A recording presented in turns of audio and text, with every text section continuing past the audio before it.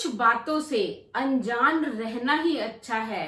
कभी कभी सब कुछ जान लेना भी बहुत तकलीफ देता है। तो नमस्कार मेरे प्यारे प्यारे बच्चों, आप सबका हार्दिक हार्दिक स्वागत, अभिनंदन। बेटा, आज जो कहानी मैं आपको सुना रही हूँ वो किसी एक घर की नहीं बल्कि हर घर की यही कहानी है। आज हर माता पिता यही चाहता है कि मैं अपने बच्चों को अच्छे से अच्छे स्कूल के अंदर जो है एडमिशन दिलाऊं, ताकि वो पढ़ लिख कर अपने पैरों पर खड़ा हो सके। और बच्चे जो है इंग्लिश मीडियम में पढ़े हुए क्या सीख रहे हैं? वो शिक्षित हो रहे हैं या साक्षर बन रहे हैं? इंग्लिश मीडियम स्कूल जो है बच्चों को साक्षर बना रहे हैं, शिक्षित नहीं बना रहे हैं। जबकि हमारी भारतीय संस्कृति में शिक्षा का अर्थ यानी कि शिक्षित होने का अर्थ है उसमें विनम्रता की भावना आ जाए। जो जितना ज्यादा पढ़ा लिखा होगा उसमें उतनी ही ज्यादा विनम्रता आएगी। संस्कृत का श्लोक भी है कि विद्या ददाति विनयम विनयात याति पात्रताम पात्रत्वात् धनम आपनोति धनात् धर्मम ततः सुखः। लेकिन आज कहीं दिखाई नहीं दे रहा है। बच्चे जो है जितने ज्यादा पढ़ लेते हैं उतनी ज्यादा उनमें उद्दंडता की भावना आ रही है। तो मैं आपको एक कहानी के माध्यम से ये चीज बताना चाहती हूँ।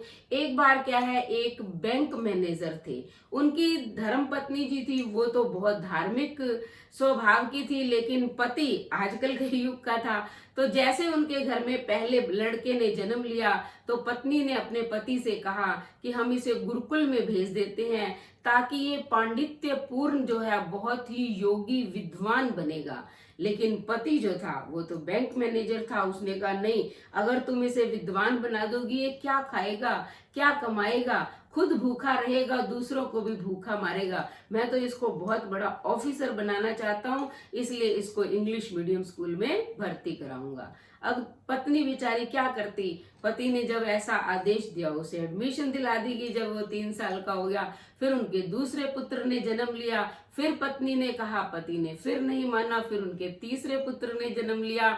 अब की बार भी जो है पत्नी ने बहुत कोशिश की, लेकिन पति ने बिल्कुल नहीं माना। उसने कहा कि नहीं, मेरे पास जो है पैसे की कोई कमी नहीं है, मैं अपने बच्चों को अच्छी से अच्छी शिक्षा दिलाऊंगा, इसलिए जो है मैं गुरुकुल में नहीं भेजना चाहता।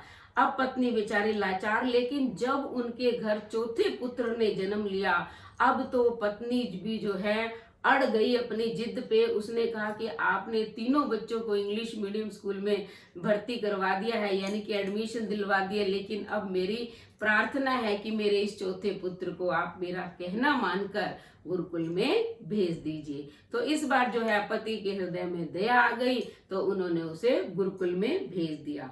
अब समय का चक्र जो है आपको पता है घूमता है। बहुत समय बीत गया, बच्चे बड़े हो गए, कमाने लग गए। तो बड़ा बेटा जो था वो डॉक्टर बन गया, दूसरा जो है वकील बन गया, और तीसरा बैंक मैनेजर, और चौथा जो है वो आचार्य बन गया। अब मैनेजर साहब ने एक दिन अपनी पत्नी से कहा कि भाग्यवान, देखो मेरे तीनों बेटे जो है बड़ी बड़ी पोस्टों पे काम कर रहे हैं, उनके पास इतना पैसा है पूछो ही नहीं, वो खुद की क्या दूसरों की भी हेल्प कर सकते हैं। लेकिन तुमने मेरे चौथे बच्चे को जो है गुरुकुल में भेजकर गलती की, और आज वो आचार्य बन गया है, घर घर हवन करवा रहा है, प्रवचन दे रहा है। मेरा एक बेटा जितना 1 महीने में कमाता है, तुम्हारा ये आचार्य 6 महीने में भी उतना नहीं कमा सकता है। तब पत्नी ने कहा कि हम दोनों में से कोई तो एक गलत है, या तो आप गलत हैं या मैं गलत हूं। इसलिए क्या है, आज इन बच्चों की परीक्षा लेते हैं और दूध का दूध और पानी का पानी हो जाएगा। तो पति ने भी स्वीकार कर लिया। अब पत्नी ने क्या किया, अगले दिन जो है शाम के टाइम जब पुत्रों के आने का टाइम था तो अपने बालों को खिलार लिया और साड़ी के पल्लू को जो है ऐसे फाड़ दिया, और अपने मुंह पर भी जो है 3-4 नाखून के निशान जो है बना लिए, और पति को कहा कि आप कमरे में छिपकर बैठ जाओ। अब ऐसा करते इतने में ही उनका पहला पुत्र आता है। माँ की ऐसी दशा देखकर कहता है, माँ क्या हुआ? तो माँ ने कहा, तुम्हारे पिता ने मुझे मारा। तो बेटे ने कहा, कहता कहाँ है वो बूढ़ा खूसट, उसके मार खाने की मन में आई है कि जो मेरी माँ पर हाथ उठाया है। तो माँ ने कहा कि वो तो बेटा बाहर गए हुए हैं। कहती कोई बात नहीं, जब आए ना मुझे बताना, मैं उनकी खबर लेता हूँ। अभी तो है, मैं जाकर सो रहा हूँ। और अंदर गया और वो सो गया। थोड़ी देर में दूसरा बेटा आ गया। कहता है कि माँ ये क्या हो गया तुम्हें, किसने तुम्हारी ये हालत करी। तो उसने वही जवाब दिया। तो उसने कहा कि ये बूढ़ा जो है ना अब अपनी औलादों के हाथ से मार खाएगा, इसको चैन नहीं है। कहता है खाना मुझे फटाफट डाल दो और जब आए मुझे बता देना। तो माँ ने कहा ठीक है। खाना डाला, वो भी जाकर सो गया। इतने में तीसरा बेटा आ गया। फिर माँ ने वही जवाब दिया। तो बेटे ने कहा बुढ़ापे में इसकी बुद्धि भ्रष्ट हो गई है। कहता है कि सुबह ही इसको जेल के अंदर बंद करवाऊंगा, जब पुलिस के डंडे पड़ेंगे तब पता चलेगा।